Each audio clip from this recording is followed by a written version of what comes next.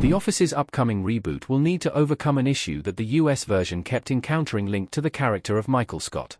When ranking The Office's 9 seasons, many often agree that the final 2 were the show's weakest. The leading contributing factor in this viewpoint is that Steve Carell left the show as Michael Scott, despite being the figurehead of The Office's cast for 6 years and 7 seasons.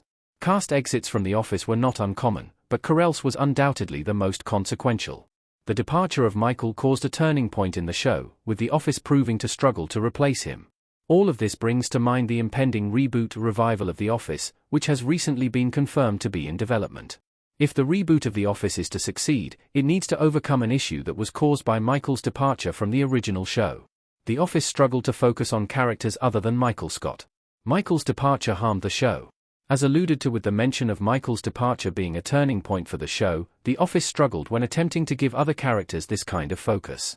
After Michael left, several big actors and characters were introduced to the show as the successor to Carell's character and the new manager of Dunder Mifflin Scranton.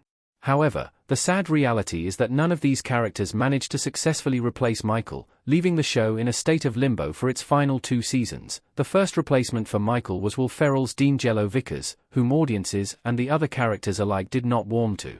Then there was James Spader's Robert California, Catherine Tate's Nellie Bertram, and even series regular Andy Bernard, played by Ed Helms, to name a few.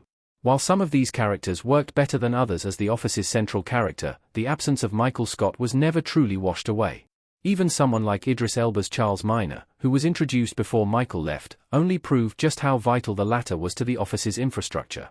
The Office's reboot needs to maintain having one central character. A linchpin character seems a necessity for The Office. An edited image of Steve Carell as Michael Scott in The Office with a picture of The Office employees in the background, custom image by Yaelin Chacon. All of this is to say that The Office's reboot needs to avoid this common Michael Scott mistake, that is trying to replace him.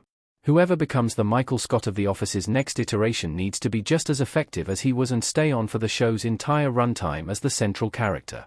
If The Office's reboot manages to succeed in this regard, it could prove to be more consistent than its predecessor. This is not to say that other characters cannot have a big focus, though. After all, some of The Office's best characters were the likes of Jim, Pam, and Dwight. Therefore, The Office can focus on an ensemble just as the US version did, but none can deny that it will need a central figure like Michael Scott to succeed.